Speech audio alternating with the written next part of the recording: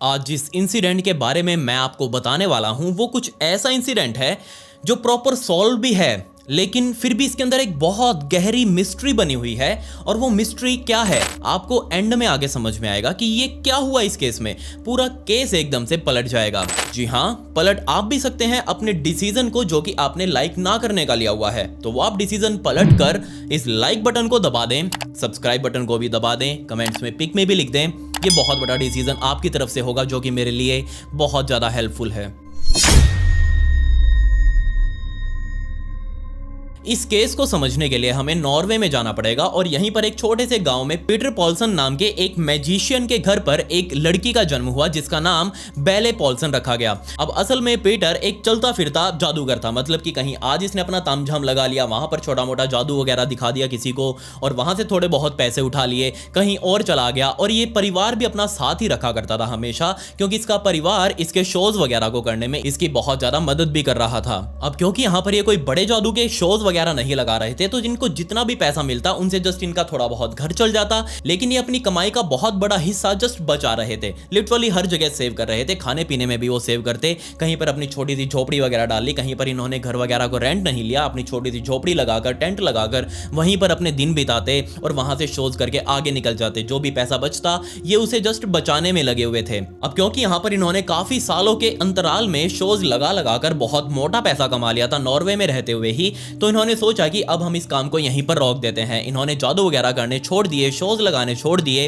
जिसके बाद जो पैसा इनके पास अब बचा हुआ था, जो इतने टाइम से लोग बचाते आ रहे थे, उन पैसों से इन्होंने सेल्बू नॉर्वे में रहते हुए एक छोटा सा फार्म ले लिया, खेतों के बीच में बना हुआ, और उसी के अंदर रहते हुए अभी अपने लिए खेती भी करने लगे, कुछ जानवर भी पालने लगे। लेकिन यहाँ जो बेले थी, इस पॉइंट पर आते आते बेले को अपनी लाइफ से बहुत ज्यादा हेट हो चुकी थी। वो अपने आप से नफरत कर रही थी क्योंकि उसको ऐसा लग रहा था कि वो बहुत ज्यादा टैलेंटेड है और वो बहुत ज्यादा ही कुछ डिजर्व करती है। उसने प्लान बना लिया था कि वो नॉर्वे में तो अपनी जिंदगी कभी नहीं बिताने वाली। उसने जस्ट उड़ती उड़ती खबरों में लोगों के मुंह से अमेरिका का नाम सुना था, लोग उसे बता रहे थे कि अमेरिका बहुत ज्यादा डेवलप्ड देश है, वहां सब कुछ लग्जूरियस है, सबकी लाइफ बहुत ज्यादा अच्छी है। और ये चीज बेले के माइंड में बैठ चुकी थी और इस फार्म के अंदर ही रहते हुए बेले ने डिसाइड कर लिया था कि उसे अमेरिका जाना है और वहीं पर वो अपना सब कुछ सेटल करेगी, चाहे कैसे भी हो, उसे बस अमेरिका पहुंचना था। 1881 यानी कि 1881 का टाइम आ चुका था और ये फाइनली वो टाइम था जब बेले ने सोच लिया था कि हाँ, अब ही वो इतनी बड़ी हो चुकी है जब वो अपने घर से थोड़ा बहुत पैसा लेकर अमेरिका शिफ्ट हो जाएगी और वहीं पर अपना आगे काम धंधा देखेगी, वहीं पर रहते हुए मोटा पैसा कमाएगी। और जैसे ही वो 1881 में अमेरिका आई नॉर्वे से चलकर, तब वहां अमेरिका में रहते हुए उसे एक स्वीडन का आदमी मिल चुका था। उस आदमी का नाम मैट्स एल्बर्ट था और जैसे इस मैट्स को ये बेले दिखी, दोनों को एक ही बार में देखते ही एक दूसरे से प्यार हो चुका था। मैट्स ने जाकर सीधा ही तुरंत इस बेले को प्रपोज कर दिया और बेले ने तुरंत एक्सेप्ट भी कर लिया। लेकिन जैसे ही एक्सेप्ट किया तब यहां पर इस मैट्स ने अपने बारे में बेले को बताया कि देखो, तुमने मेरे साथ ये एक्सेप्ट कर तो लिया है रहने वहने का, लेकिन मैं एकदम ऊपर से लेकर नीचे तक नंगा हूं। मेरे पास रहने के लिए कुछ नहीं है, मेरे पास खाने के लिए कुछ नहीं है, मेरे पास लिटरली कोई भी पैसा नहीं है। ये चीज बहुत ज्यादा डिसअपॉइंटिंग थी। किसके लिए? बेले के लिए। ऑब्वियसली वो वहां से सोच कर आई थी कि उसे अमेरिका में जाते ही बड़े बड़े लोग मिलेंगे, वो उनके साथ रिलेशनशिप बनाएगी, बहुत मोटा पैसा कमाएगी। लेकिन यहां तो स्टार्टिंग में ही उसे पहले ही एक नंगा आदमी मिल चुका था और वो इसके साथ अब क्या ही कर सकती थी। लेकिन यहां बेले ने मैट से कहा कि देखो, तुम्हें कुछ करना पड़ेगा, हम दोनों को अगर यहाँ पर रहना है तो कोई ना कोई जुगाड़ तो हमें लगाना पड़ेगा जिससे हमारा घर खर्च चल सके, हमें यहाँ किराया भी देना है, हमें यहाँ खाना पीना भी करना है, अपनी जिंदगी को भी सुधारना है। तब यहाँ मैट्स ने कहा कि ठीक है, मैं यहाँ तो काफी टाइम से रहता हूँ, तो मेरे यहाँ पर काफी सारे लिंक्स हैं जिनसे मैं थोड़ा बहुत पैसा उधार ले सकता हूँ और उससे हम कोई अपना काम धंधा शुरू कर सकते हैं। बेले ने कहा बहुत अच्छी बात है, जाओ पैसा लेकर आओ। वो पैसा लेकर आया और तब इन दोनों ने मिलकर वहीं अमेरिका में रहते हुए ही एक छोटी सी टॉफी यानी कि कन्फेक्शनरी की दुकान खोली, कैंडी शॉप खोली। लेकिन इस कैंडी शॉप की एक दिक्कत थी और वो दिक्कत ये थी कि ये बहुत ज्यादा अटपटे से इलाके में थी, मतलब कि बिल्कुल ही मार्केट से बाहर। यहाँ पर इक्का दुक्का कस्टमर ही आ रहा था और इन दोनों का काम बहुत ही लगभग ना के बराबर ही चल पा रहा था। तभी इस चीज से परेशान होकर बेले ने सोचा कि नहीं, वो तो यहाँ पर पैसा कमाने आई है और इस तरीके से तो उसकी जिंदगी नहीं चलेगी, उसे कुछ और करना पड़ेगा। वो दिन रात उठते बैठते ना सिर्फ मैट से बल्कि भगवान से भी प्रार्थना करती रहती कि आप हमारा कुछ करो, हमें पैसा दिलवाओ या फिर हमें कोई ऐसा काम दिलवा दो जिससे हम मोटा सारा पैसा कमा सके। और कई महीने अब तक बीत चुके थे, काम यहाँ पर दुकान का चल नहीं रहा था, ये दोनों सारा सारा दिन खाली बैठे रहते दुकान पर। और तभी एक रात जब ये दोनों अपनी दुकान को अच्छे से बंद करके अपने घर पर जा चुके थे रात को सोने के लिए, खाने पीने के लिए, तब यहाँ इनको पता चला रात को ही कि इनकी दुकान में आग लग चुकी है। जैसे इनको ये खबर मिली, पड़ोसियों ने आकर इनको बता दिया कि तुम्हारी दुकान में आग लग चुकी है।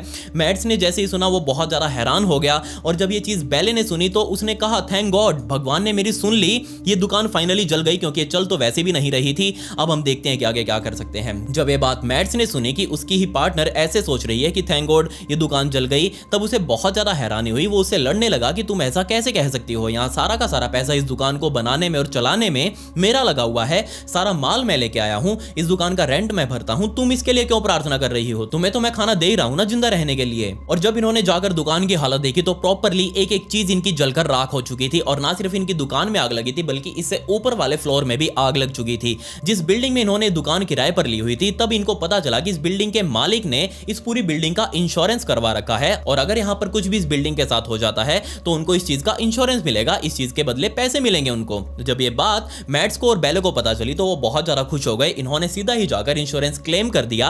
और जब वो इंश्योरेंस क्लेम वाले सर्वे करने के लिए आए कि हाँ भाई दिखाओ तुम्हारी दुकान किस तरीके से जली है, क्यों जली है, क्या कारण था आग लगने का, तब इन्होंने सब कुछ सच बता दिया कि जनाब हम तो अपनी दुकान बंद करके आराम से रात को घर पर गए थे खाना खाने के लिए, सोने के लिए, अपने जैसे घर जाते हैं। और जब आधी रात को हमारे पड़ोसी हमारे पास आए कि ऐसे ऐसे तुम्हारी दुकान में आग लग गई है, और जब हमने आकर देखा तो ये पूरा का पूरा जलकर राख हो चुका था, हमें नहीं पता कि कैसे आग लगी है। और इंश्योरेंस वालों ने उनकी बातों के ऊपर विश्वास भी कर दिया, और जो उन्होंने क्लेम मांगा था अपनी दुकान के जलने के बदले, और वो क्लेम इन्होंने अब पास भी कर दिया। जी हाँ, इसके बदले मैड्स और बेले के पास काफी सारा पैसा आ चुका था, अब इससे वो कुछ और करने वाले थे। 1888 में सारा कांड हुआ था, और इसके बाद से ही इन दोनों को इंश्योरेंस के ऊपर बहुत ज्यादा विश्वास होने लगा कि हाँ भाई कुछ भी हो जाए हर चीज का इंश्योरेंस होना चाहिए, जिस घर में वो रहते हैं उसका भी, जिस दुकान में वो चला रहे हैं उसका भी, और खुद का भी। तब यहाँ पर मैड्स ने सोचा कि क्यों ना मैं अपना भी इंश्योरेंस ले लूं। जी हाँ, 1889 में उसने अपने लिए एक इंश्योरेंस पॉलिसी ली जो कि अब 1 साल के लिए होने वाली थी।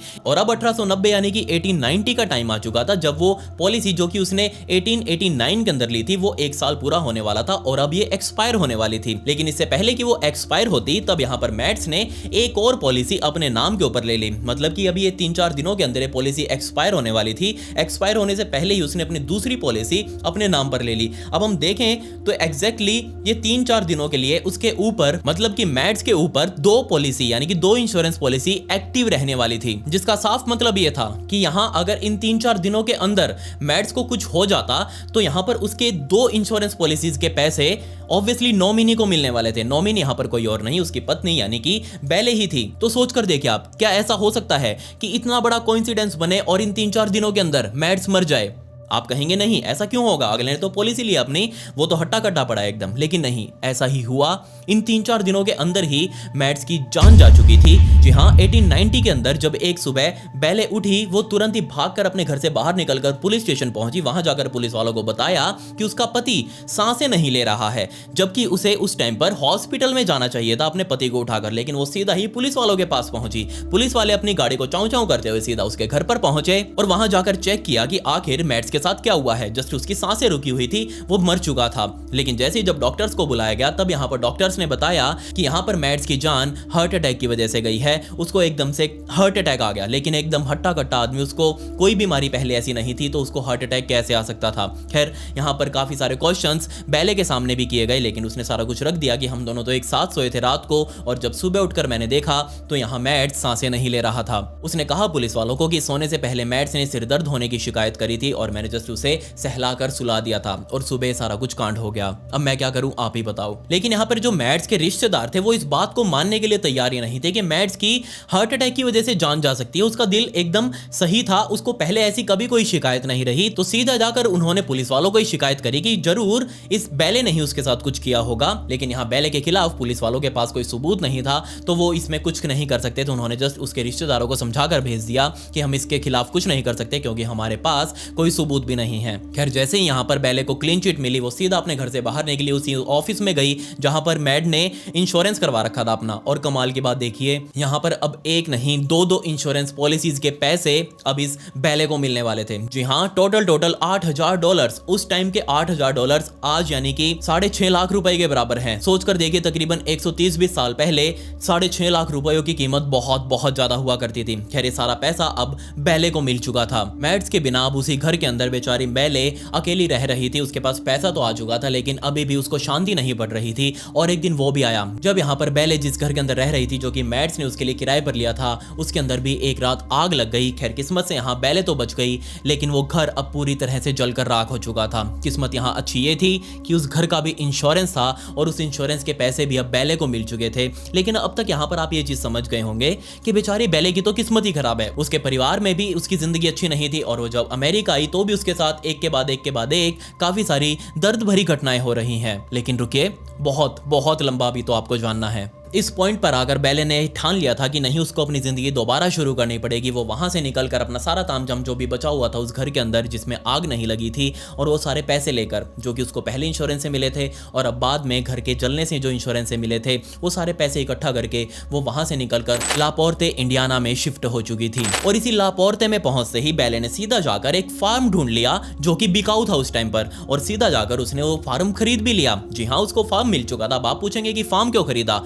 वो कुछ और भी तो कर सकती थी, लेकिन नहीं, उसको फार्मिंग आती थी क्योंकि उसके माता पिता पहले नॉर्वे में रहते हुए फार्मिंग का बिजनेस कर चुके थे, और यहाँ पर रहते हुए ही बेले ने भी काफी सारी खेती बाड़ी करी थी, तो उसे पता था कि आखिर ये फार्म कैसे काम करता है। लेकिन ये जो फार्म अभी इसने खरीदा था, इसी से ही इस पूरी कहानी की शुरुआत होती है। अभी तक जो भी आपने जाना उसको तो आप साइड में रख दीजिए, मान लीजिए वो सारा कुछ एक कोइंसिडेंस था। असल जो हॉरर हाउस था, ये पूरा का पूरा फार्म ही बना। अब इस फार्म में रहते हुए इस बेले को काफी दिन हो चुके थे, और उसको यहाँ पर पता लग चुका था कि आखिर आसपास का कैसा इलाका है, कहां पर मार्केट है और कहां पर यहां कैसे लोग रहते हैं। उसके पड़ोस में ही एक पीटर गुनेस नाम का भी आदमी रहा करता था। थोड़ा वो बूढ़ा हो चुका था, और जब इस पीटर गुनेस ने इस बेले को देखा तो दोनों एक दूसरे की तरफ काफी अट्रैक्ट हो चुके थे। पीटर गुनेस को बेले ने अपने फार्म में बुलाया, वहां बैठकर दोनों ने एक दूसरे से बातें करी और दोनों एक दूसरे के प्यार में पड़ चुके थे। जल्दी इन दोनों ने शादी भी कर ली, और अब यहाँ पीटर गुनेस अपने उस तामझाम को छोड़कर, जहां पर वो रहा करता था किराए पर, उसको छोड़कर अब वो बेले के इस फार्म के ऊपर शिफ्ट हो चुका था। लेकिन यहाँ बेले,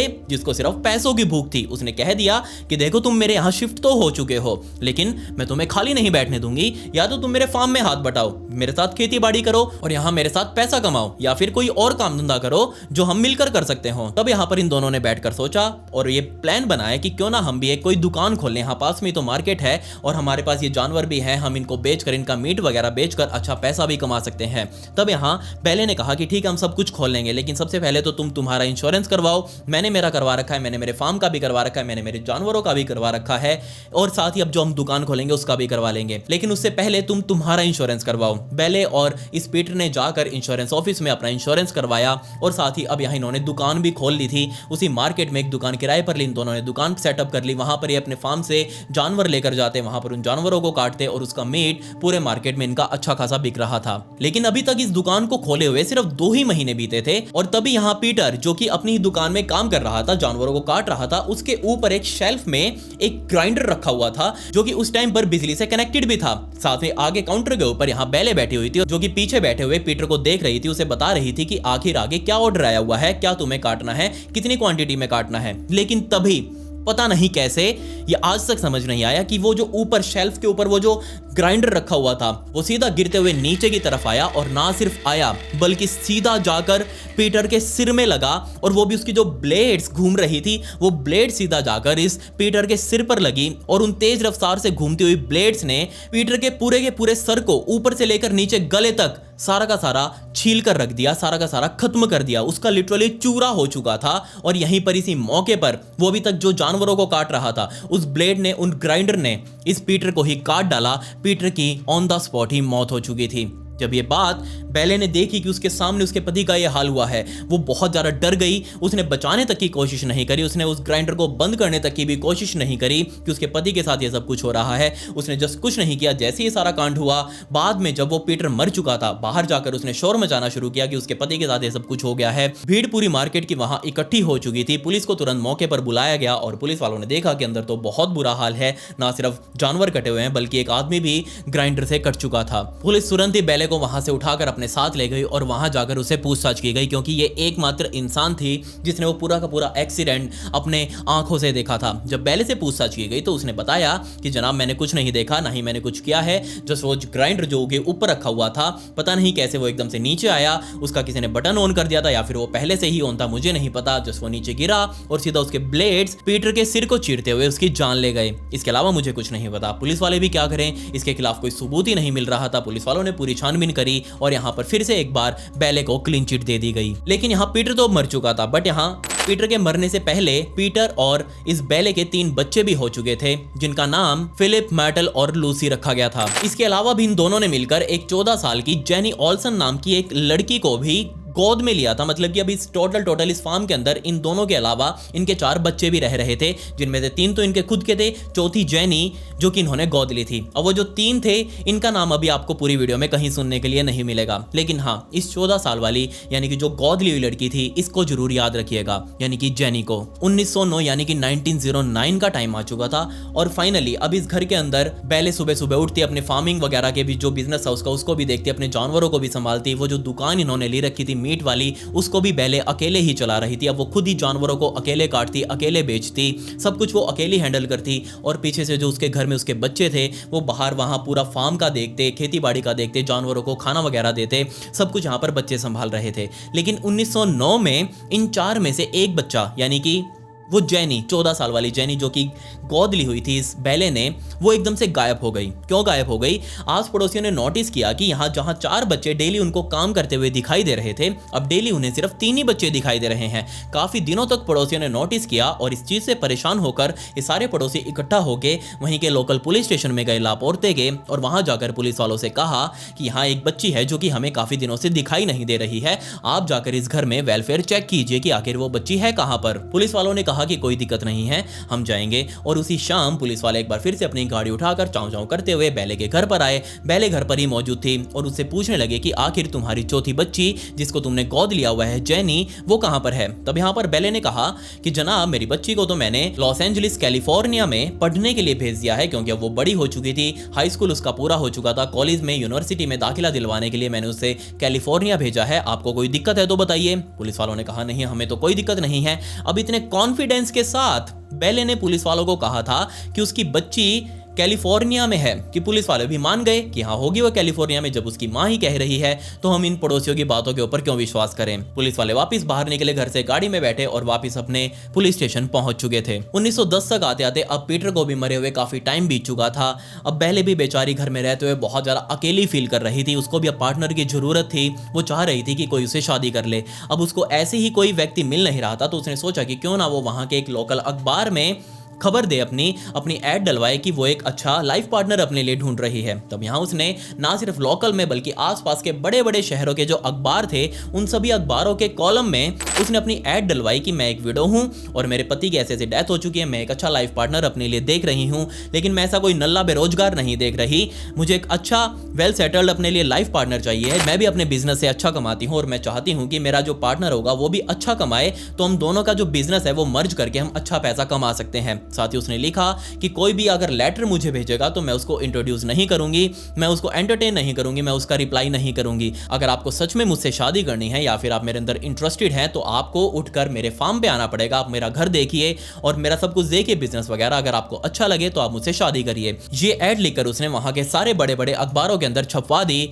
और अब यहां पर इस केस में असल भसड़ मचने वाली थी। तो न्यूज़पेपर में अब खबर छप चुकी थी, ये एड सब जगह पब्लिश हो चुकी थी और वहीं से तकरीबन 200 किलोमीटर दूर एक ओले नाम का व्यक्ति जिसने अखबार सुबह सुबह उठाया, उसने अपने अखबार को खोला और ये सारी खबर देखी कि ऐसे ऐसे नीचे कॉलम में एक महिला है जो अपने लिए पार्टनर ढूंढ रही है। तो ओले ने सोचा कि उसकी भी तो पत्नी मर चुकी है, उसे भी तो पार्टनर की जरूरत है। बेशक यहाँ पर ओले की उम्र काफी हो चुकी थी, लेकिन फिर भी उसे अब पार्टनर चाहिए था। तो जैसे ही उसने ऐड देखी, नीचे एड्रेस पढ़ा और साथ में लिखा हुआ था कि वो लेटर्स का रिप्लाई नहीं करेगी जिस भी महिला ने डाला है, उसे स्पेशल चलकर उस लापोर्ते फार्म में जाकर उस महिला से मिलना पड़ेगा। तो उसने प्लान बनाया और वो बिना कुछ किसी को बताए उस फार्म के लिए निकल गया। अब जैसे ही वहां पर वो पहुंचा, उसे बेले मिली। बेले और ओले ने मिलकर एक दूसरे के साथ डिस्कस किया, लेकिन यहाँ पर बेले ने कहा कि ठीक है, मैं तुम्हारे साथ शादी करूंगी, बट तुम जाकर पहले अपना सारा कुछ वहां से बेचकर मेरे पास शिफ्ट हो जाओ और जितना भी पैसा मिलेगा वो सारा यहाँ पर ले आओ, हम यहाँ पर हमारे बिजनेस को थोड़ा और बड़ा करेंगे। ओले को ये बात बहुत अच्छी लगी। ओले बहुत खुश हो रहा था कि हाँ, उसकी तो अब शादी होगी, उसको अब अपनी नई पत्नी मिल गई है और वो अपनी बहुत अच्छे से जिंदगी बिताएगा। लेकिन यहाँ पर ओले के 2 लड़के भी थे जो कि काफी बड़े हो चुके थे। अलग अलग शहरों में वो अपने काम धंधे से रह रहे थे।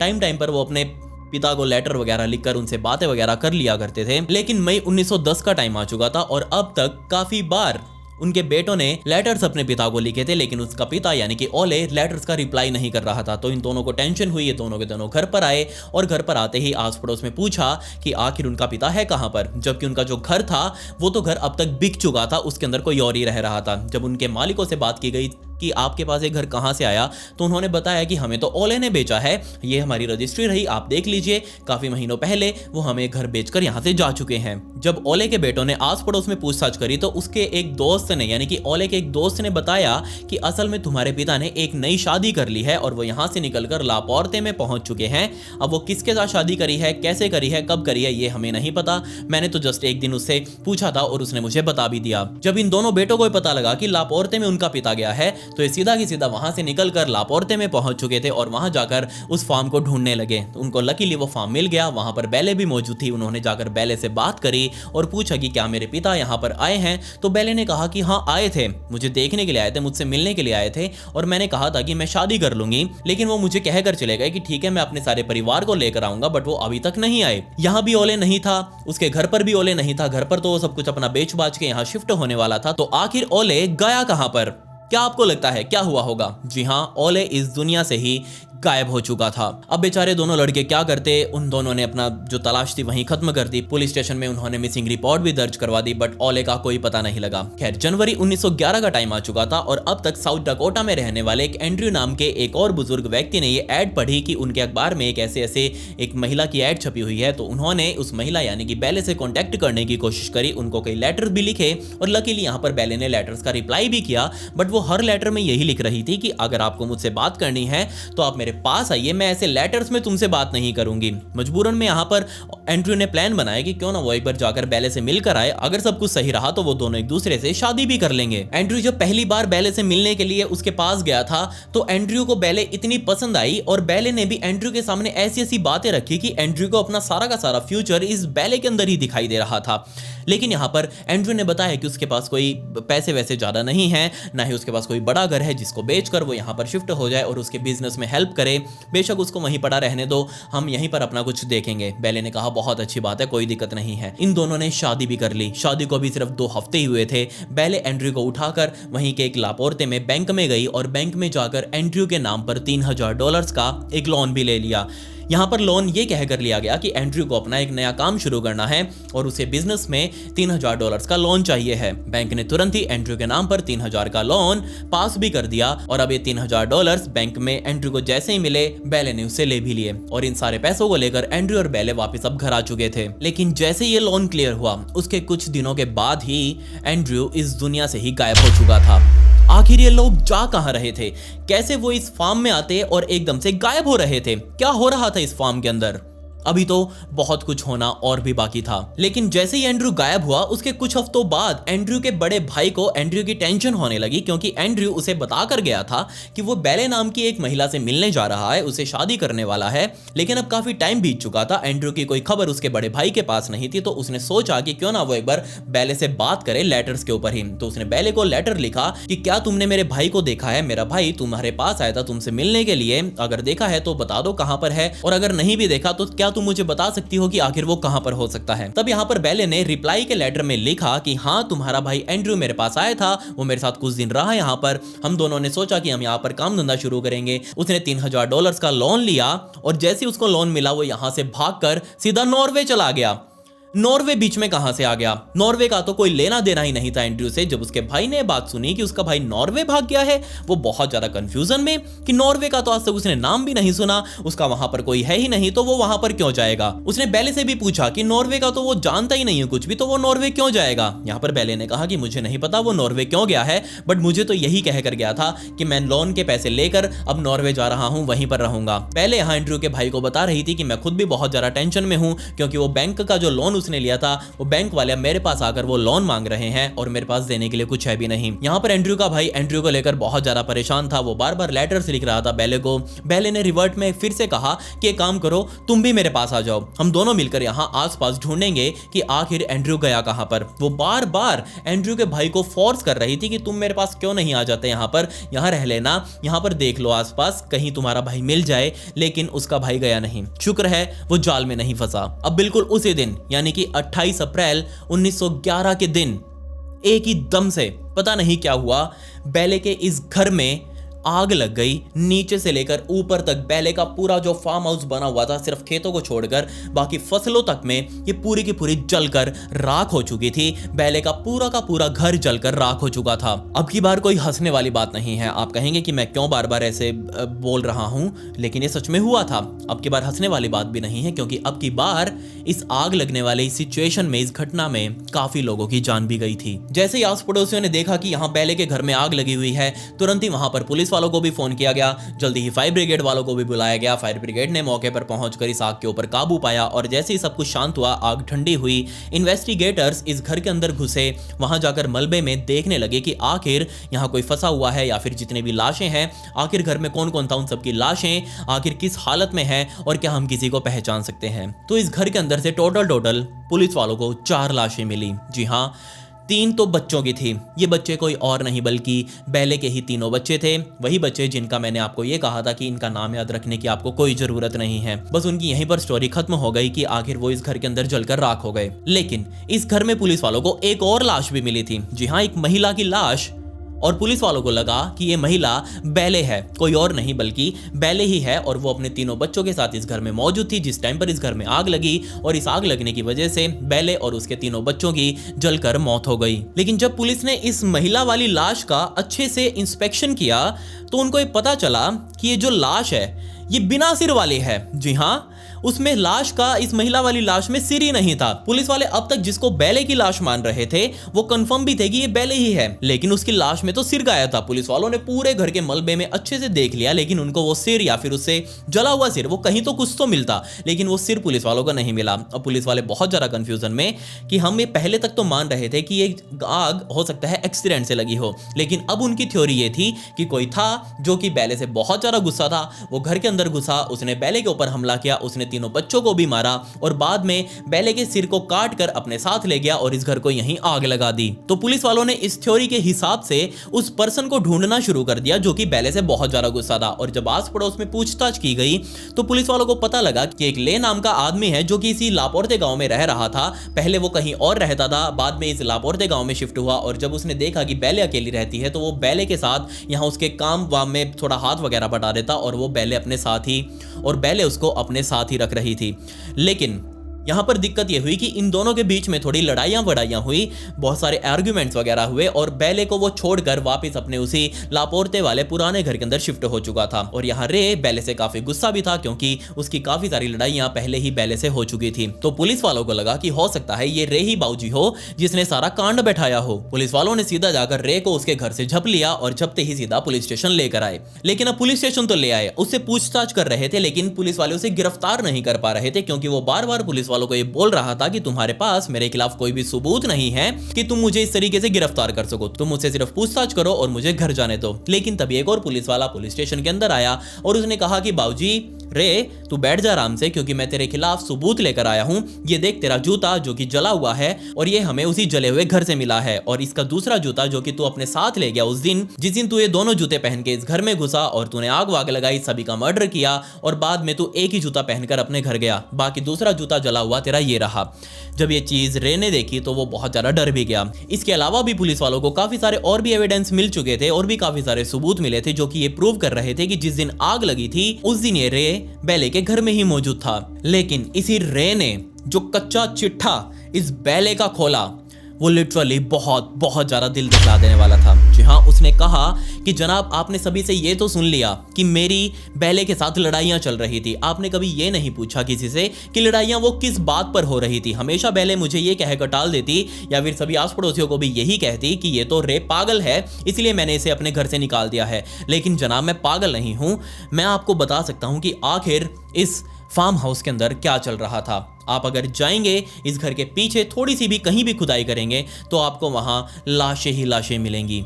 जब पुलिस वालों ने बात सुनी तो उनको विश्वास ही नहीं हुआ कि आखिर ये चटपटा सा क्या कह रहा है। पुलिस वाले उसकी बात का विश्वास नहीं कर रहे थे, लेकिन वो बातों पर अड़ा हुआ था।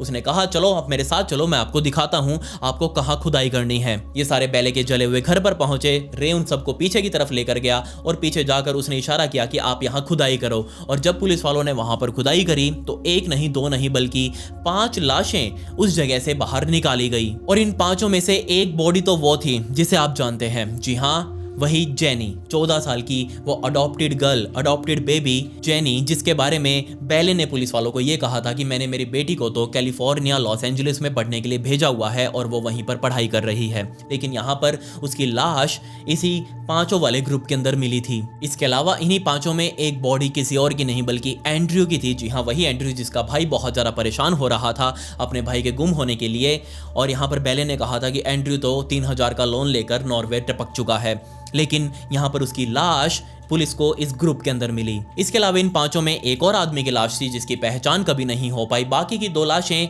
2 8-8 साल की लड़कियों की थी। ये लाशें किसकी थी ये भी आज तक पता नहीं चल पाया। खैर, अगला दिन आ चुका था। पुलिस वाले अब तक थक चुके थे इन लाशों को देख देख कर, इनके बारे में सोच सोच कर, और सभी के सभी हैरान थे कि आखिर इस फार्म हाउस में चल क्या रहा है। लेकिन अभी तो जस्ट इस फार्म हाउस के गंदे राज खुलने की सिर्फ शुरुआत ही हुई थी। अगले दिन जब पुलिस वाले सुबह सुबह फिर इस फार्म पर पहुंचे, रे को साथ लेकर आए थे और रे ने फिर से इशारा किया कि जनाब अब की बार उधर खुदाई करिए। और जब उधर कहने पर खुदाई की गई तो वहां से पुलिस वालों को 4 और आदमियों की लाशें उस गड्ढे से मिली जिनको एक साथ एक ही बार में यहां दफनाया गया था। लेकिन यहां दिक्कत यह थी कि ये जो 4 लाशें मिली थी, इन चारों के हाथ और पैर गायब थे और इतनी सटीकता से इन चारों आदमियों के हाथ और पैरों को काटा गया था कि ये काम कोई ऐसा व्यक्ति कर सकता था जिसे चाकू बहुत अच्छे से चलाना आता हो। जी हाँ, आप समझ ही गए होंगे मैं कहाँ इशारा कर रहा हूँ। बैले खुद एक मीट की दुकान चला रही थी अपने फार्म हाउस के पास में ही मार्केट में। अगला दिन आ चुका था। पुलिस वाले अब फिर से यहाँ पर परेशान हो चुके थे। वो फिर से एक बार रे को उठा कर लेकर आए और रे ने एक बार फिर से इशारा किया।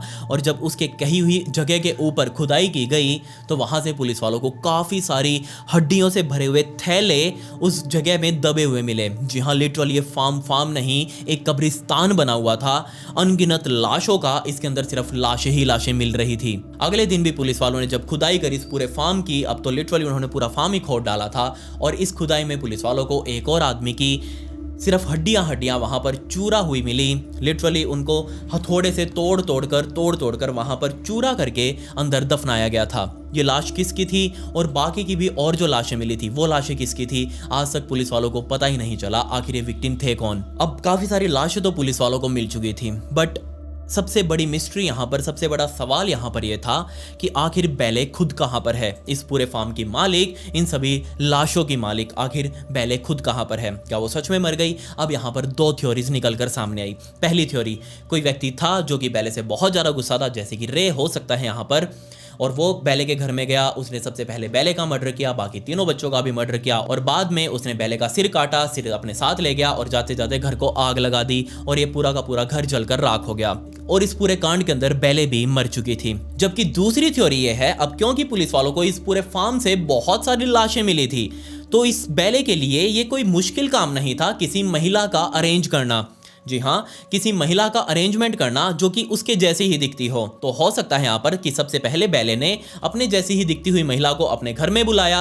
हो सकता है उसे कोई नशे वशे की दवाइयाँ दी हो, क्योंकि यहाँ ये बैले बहुत ज़्यादा शातिर थी किसी को भी मैनिपुलेट करने में। और जैसे ही वो महिला अनकॉन्शियस होकर वहाँ गिरी होगी तो बैले ने इस महिला का मर्डर किया। मर्डर करते ही उसका सिर काटा, अपने भी तीनों बच्चों का मर्डर किया और उसका सिर बाहर ले गई। साथ ही अपने जो कपड़े वगैरह थे वो भी उस महिला को डलवा दिए और जाते जाते इस घर को आग लगा दी। हो सकता है पर बैले ने खुद की मौत को दिखाने के लिए कि हाँ बैले मर चुकी है, खुद को मरा हुआ दिखाने के लिए ये सब कुछ किया हो। बेल ने सोचा होगा कि जब पुलिस वाले यहाँ पर आएंगे और इस तरीके से लाश देखेंगे एक महिला की, तो वो सोचेंगे कि बेले खुद इस पूरे कांड में मर चुकी है और वो इस केस को यहीं पर बंद कर देंगे। ये बेले सच में बहुत ही ज्यादा शातिर दिमाग वाली महिला थी। लेकिन यहाँ पर भी बहुत सारी कंफ्यूजन निकल कर सामने आई।